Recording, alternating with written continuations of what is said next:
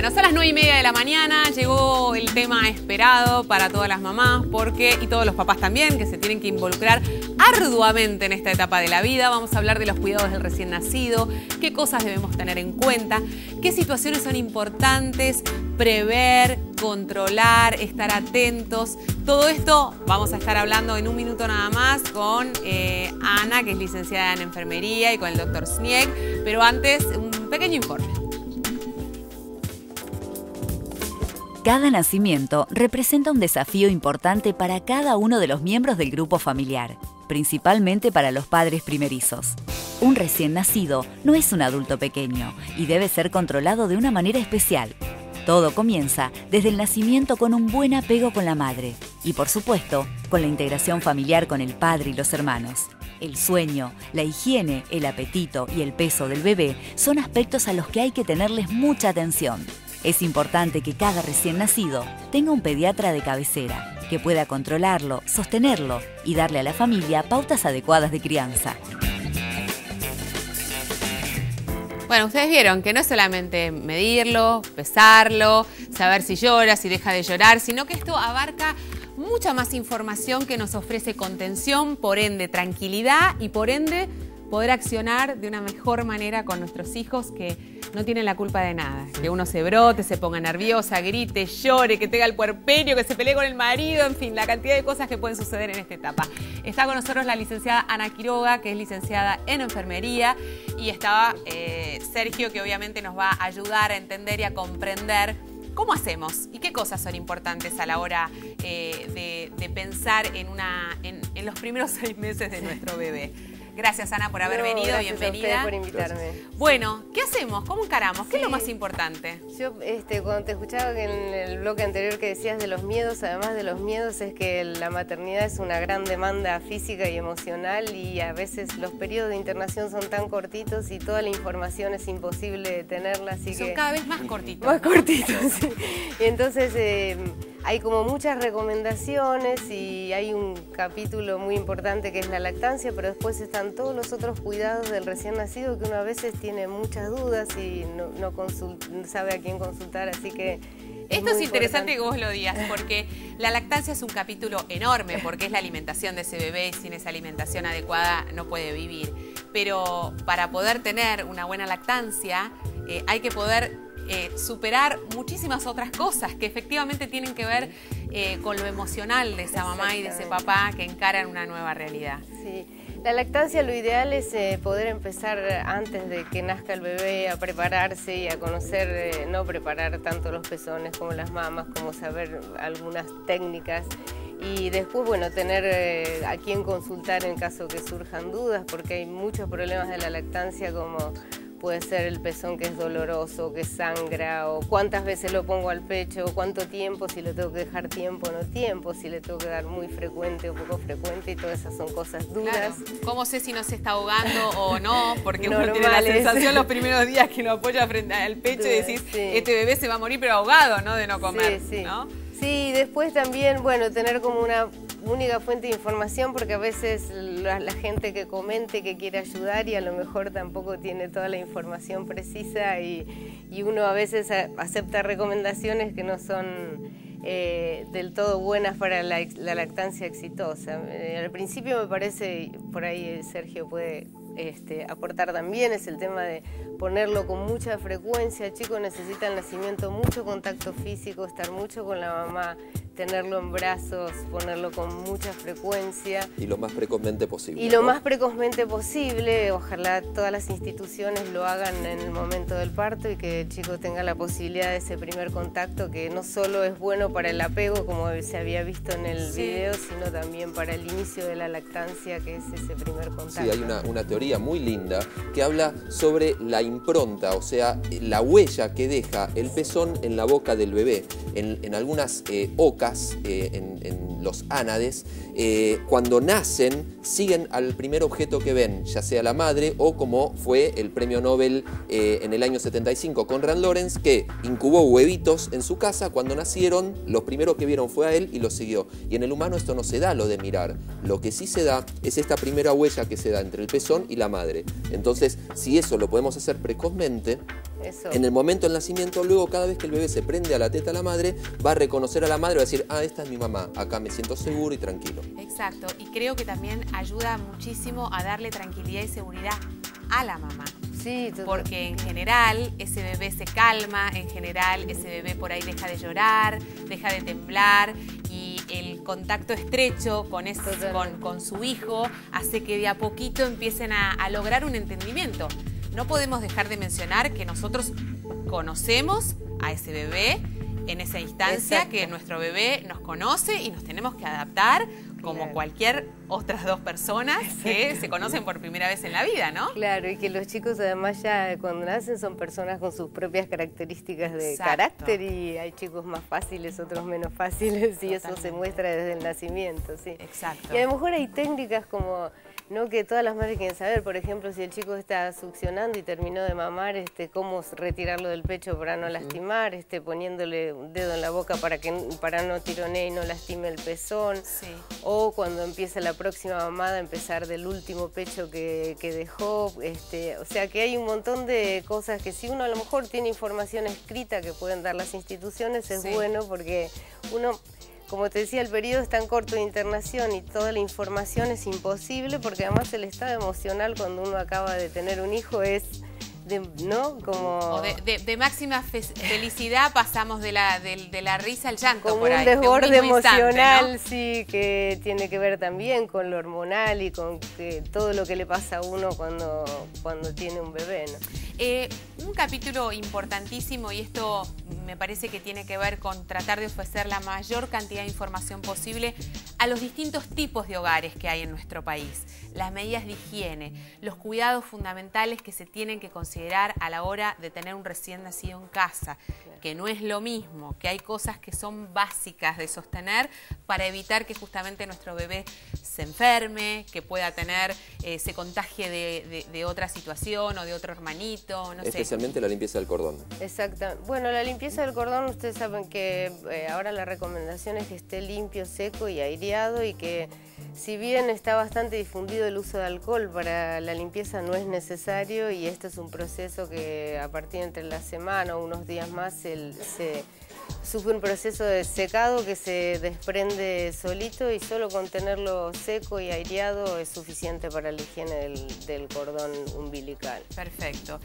Por ejemplo, el primer baño, esto que algunas mamás nos obsesionan, yo entiendo que no son a todas, que vemos que pasa por ahí las 2 semanas y el bebé todavía no se le cayó el cordón y queremos higienizarlo porque vinieron muchas abuelas a besarlo, muchas tías, muchos primos y vos decís, estoy aterrada, ¿cómo hago? Yo digo, antes que pasemos al tema del baño, el tema de la higiene de manos me parece que es fundamental. Cuando hablabas de la higiene, es que toda persona que vaya a entrar en contacto con el bebé, es que lavarse las manos con agua y jabón y sobre todo si uno sabe en el primer mes que hay alguien que esté visiblemente resfriado todo, tratar de que no esté en contacto con el recién nacido. Y otra cosa es también que las visitas no nos saquen la atención porque el que hay que atender a los requerimientos del recién nacido y no de las visitas y eso es importante. Sí, no llores, no te puedo dar la teta porque tengo que hacer el café a la tía que vino. Qué bueno, Ana, ¿por qué no viniste antes? Porque es una instancia tan perfecta y esto nos pasa a todos, ¿eh? Sí, porque siempre hay alguien que viene a visitar, está la vecina, está no sé, la amiga de la esquina que tuvo un tiempito y viene a tomar mate con nosotros y vos te cayó en el peor momento, porque siempre son peores siente que momentos. No puede con su vida y tiene exactamente. Sí, totalmente. Y con respecto al baño me parece que uno puede higienizar perfectamente. El tema de la higiene de la cola del bebé también es que importante es limpiarlo con agua y jabón. El uso del óleo calcáreo que está tan difundido, eso no garantiza la higiene de la cola del bebé. Ustedes saben que debe ser limpiado y además en las nenas tenés la precaución de que sea hacia atrás la limpieza y no al revés. Sergio, abajo el chorro con agua tibia del lavamanos, digamos, eso sería lo recomendable. O con un algodoncito mojado en agua o mojado en agua y jabón, un jabón neutro. Recordamos que el óleo calcáreo, como decía Ana, no limpia, es un aceite, es como limpiar los platos con aceite de cocina. Uno Siempre lo deja, me pone estos ejemplos, uno Sergio, deja- viste, que te dejan claro, descolocada uno totalmente. deja brillante el plato al limpiarlo con aceite, pero no Pero no no está higienizado. limpiando. Y lo que hace el aceite es generar una capa impermeable para que luego cuando el bebé haga pis o caca, esto no dañe la piel. Entonces, puede ser al revés, digamos, podemos lavarlo y después Pasarle pasarle un poco de óleo. óleo Claro. calcáreo para que Exactamente. no se lastime o no se irrite la pielcita del Así bebé. es la cronología. Perfecto. Otro de los temas que habíamos mencionado y que Ana decía, prever de antemano quién va a ser nuestra fuente de información. Y nuestra fuente de información, lo más saludable es que sea el pediatra, Sí, ¿no? totalmente. Entonces, ¿cómo elegimos al pediatra? ¿Qué cosas nosotros podemos tener en cuenta a la hora de tomar la decisión de elegir a un médico que nos va a acompañar mucho tiempo en nuestra vida y que va a ser muy importante? Las pautas para elegir el pediatra, al menos yo no puedo decir el pediatra tiene que hacer tal y tal cosa. No lo que sí- tiene que hacer el pediatra, pero qué cosas nosotros podemos tener en cuenta. Lo que tenemos que tener en cuenta en principio es que haya una empatía, que le genere confianza a uno. Te genera confianza, está todo bien. Ahora, lo importante me parece es cuándo hay que ir a buscar al pediatra, no después que nació el bebé, empezar a girar por varios pediatras a ver cuál es, porque algunos vamos a decir una cosa, otros van a decir otra. Hay que buscar antes, cuando en el último trimestre del embarazo, empezar a pedir turno, hacer consultas prenatal, y porque el pediatra aparte te va a dar pautas de cuidado, qué es lo que sería lo ideal que pase en los primeros momentos del nacimiento. No solamente eso, sino nos va a acompañar en el momento del nacimiento, si así lo requiere la circunstancia, porque uno puede tener un parto absolutamente saludable, sin complicaciones, y puede no tenerlo, o ese bebé puede quedar internado, y si queda internado es importante que haya una interacción entre el pediatra que yo elegí y entre los médicos Y de el neonatología neonatólogo. que están atendiendo a mi bebé, ¿no? Porque después el pediatra lo va a Es seguir. lo que va, el que va a seguir. Exactamente. Ana, ¿y qué pasa con aquellas mamás que efectivamente, como dice Sergio recién nos planteó una situación ideal, pero cuando el centro de salud más cercano, que también tiene que ser un factor importante, porque si me tengo que trasladar 3 horas con mi bebé recién nacido en colectivo, ya se complica, digamos, la cercanía juega un papel importante para poder estar y que esté a mano, que no haya un pediatra fijo. Que me vayan cambiando los pediatras.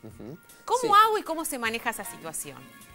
Bueno, para la consulta puntual de una emergencia todos recurrimos a la guardia y a lo mejor Y no está es el todo bien. mismo pediatra y está todo bien, pero es recomendable que uno tenga un pediatra que acompañe todo el crecimiento de la familia, porque no es puntualmente ese bebé, sino si hay Los otros hermanos, bebés, claro. exactamente, y que conozca la historia de la familia, y a lo mejor hay problemas que van más allá de lo que es estrictamente la salud física, y que también el pediatra tiene toda la capacitación para poder trabajar esos problemas que no son. Por eso es importante y sumamente recomendable que sea un pediatra que pueda tener un seguimiento tanto del bebé como de la familia. Sí, lo que me invalida ¿Cuántas cuando- veces te habrás encontrado, Sergio, vos con un paciente que traes una mamá y que vos no le ves nada, pero que ves a la mamá que estás desbordada? Y que en realidad la que tiene el problema es la mamá y no el nene. Muchas veces, y más que nada eso tiene que ver con el sueño, con la alimentación, y vos te pones a hablar con la madre y te das cuenta que no es el problema del chico el que no come, sino que es la madre que está con la Está música a la nerviosa, tele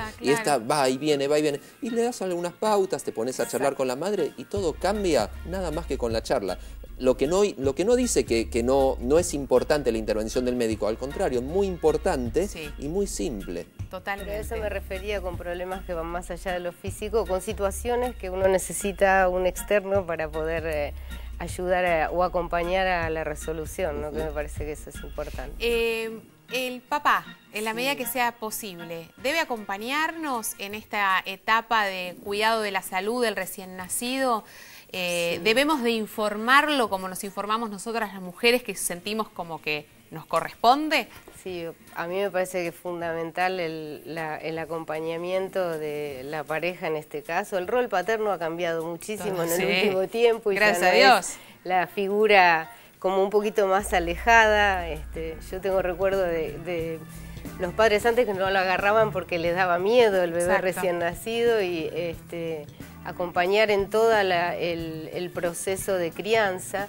Y otra cosa es importante para el recién nacido reconoce obviamente el olor, la frecuencia cardíaca de la madre, la voz de la madre, pero también reconoce la voz de su papá, de los hermanos, y entonces es importante la cercanía de ese bebé con todo el entorno familiar. Sí, ya es vieja la imagen del padre. Mirá la imagen que estamos mostrando, ya es una imagen de un padre alzando en la sala de parto fumando un habano que va y viene esperando para que le digan es un varón o es una nena. Directamente es prohibitivo. Ahora la mujer tiene derecho a elegir quién la va a acompañar en el momento del parto, ya sea el esposo, una amiga, su compañera, quien sea, para que no esté sola en el momento del parto. Y ya desde ahí ya no es solamente la madre la que va a estar. Sí, eso Ana. No, es bueno decir que es ley nacional que las mujeres tienen derecho a estar acompañadas en el momento del parto y que... Por quien sea, por su marido, por su mamá, por su pareja también, que puede ser del mismo sexo, digamos, estas también cosas que han evolucionado y se han modificado. Sí, digo también para que ejerza su derecho si hay alguna institución que no lo permita. Que no lo permita. Para cerrar, antes de irme a la pausa, permítanme que nuestro pediatra y Ana nos recuerden esto que mencionábamos. El seguimiento del pediatra de este bebé es fundamental, como también es fundamental la documentación que nos permite controlar la historia clínica de ese bebé, qué es lo que le ha pasado y sus vacunas. Sí, eso es fundamental, y recordar que durante el primer mes, especialmente, si el bebé tiene fiebre o está quejoso, no quiere alimentarse o tiene tendencia al sueño, no podemos esperar hasta el día siguiente para ir a la guardia, hay que llevarlo en el momento. Esto es específicamente durante el primer mes y medio, si estás de acuerdo. Sí, está perfecto, sí. También ¿Están de acuerdo? Otros controles. Alcoyana. El control de la audición, el control auditivo y el tema de vacunas, que es tan importante también, así que el carnet sanitario o lo que la madre tenga como registro es importante para la historia de ese... Imagínense que no alcanzan los días de internación para que toda esta información se le ofrezca a la mamá, no va a alcanzar un programa de televisión, por eso vamos a seguir hablando de este tema en otras oportunidades, pero por lo menos ciertas pautas de conducta, de ayuda, para tratar de manejarnos lo mejor posible. Gracias, Ana, por haber venido. Gracias a ustedes por invitarme. Después de la pausa también vamos a tener que aprendernos a manejar a la hora de comprar, porque estamos hablando de seguridad alimentaria. ¿Cómo nos manejamos? ¿Cómo compramos? ¿Qué tenemos que tener en cuenta si vemos en el mercado o en el supermercado una situación que no puede ser del todo conveniente? Quédate ahí, vamos a estar hablando con la nutricionista Adriana Vincent de este tema. Ya venimos.